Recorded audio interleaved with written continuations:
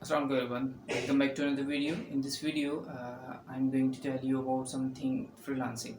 तो आज की वीडियो में हम जो फ्रीलांसिंग के बारे से बात करने वाले हैं कि फ्रीलांसिंग क्या है और आप उससे जो पैसे कैसे कमा सकते हैं। ठीक है, फ्रीलांसिंग करने के लिए आपके अंदर कोई स्किल्स होनी चाहिए, जैसे कि आपके पास वेब डेवलपमेंट है, ग्राफिक डिज़ाइनिंग है, ठीक है, या सॉफ्टवेयर डेवलपमेंट्स है, या एक तरीके से कंटेंट राइटिंग है।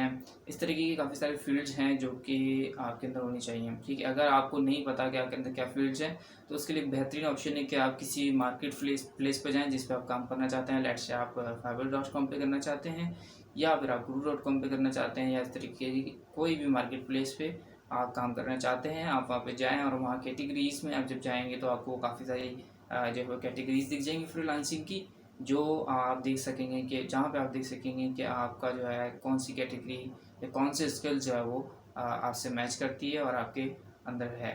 ठीक है, तो ये तो हो गया कि आपने काम जो है वो कैसे करना है, मतलब आपने अपने स्किल्स के हवाले से।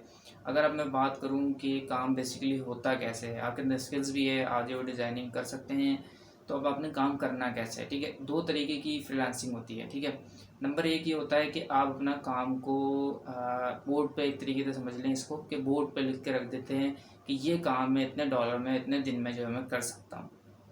ठीक है, तो ये तो हो गया एक तरीका। दूसरा तरीका ये है कि एक तरीका होता है कि बायर्स आएंगे, क्लाइंट्स आएंगे, वो अपनी जो है वो रिक्वेस्ट करेंगे कि भाई ये काम जो है मैं करवाना चाहता हूँ, मैं इतने दिन में करवाना चाहता हूँ और मेरा बजट यहाँ से लेके यहाँ तक का है, मतलब कि $5 से लेके $10 तक का मेरा बजट है।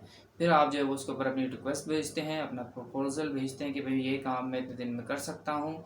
अगर क्लाइंट को आपका प्रपोजल, आपका जो है आपने जो उसको बजट दिया है वो पसंद आता है तो वो आपको हायर कर लेता है।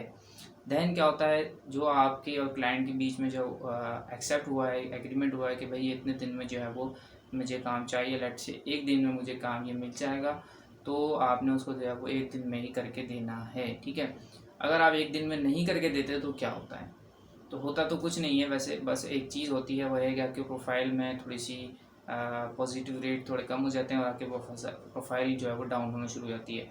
और दूसरा ये कि जब आप एक दिन के अंदर या मेंशन टाइम के अंदर आप डिलीवरी नहीं देते तो क्लाइंट के पास ऑप्शन होता है कि वो रिजेक्ट कैंसिल करना चाहे तो वो कैंसिल भी कर सकता है। ठीक है, सेकंड पॉइंट। अब बात कर लेते हैं पेमेंट के हवाले से कि आपको पेमेंट होगी कैसे। किसी भी मार्केट प्लेस पे आप जाएंगे तो वहाँ पे होता है, जब आप काम करके जो है वो डन कर रहे होते हैं, अपना काम पूरा कर रहे होते हैं, तो फिर आपको जो अमाउंट जो होता है, जैसे कि $10 या जो भी उस प्रोजेक्ट का अमाउंट होता है वो आपको मिल रहा होता है, और वो आपकी उसी मार्केट प्लेस के ऊपर जो है वो आपके वॉलेट में आ रहा होता है या बैलेंस में आ रहा होता है।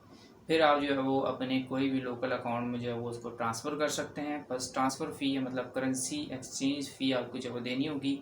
दैन जो है वो आपको अमाउंट जो है वो आपके मिल जाएगा। So that's all for this video. I hope this will help you. अगर कोई भी क्वेश्चन हो तो कमेंट्स में पूछ सकते हैं। Thank you for watching. अल्लाह हाफिज़।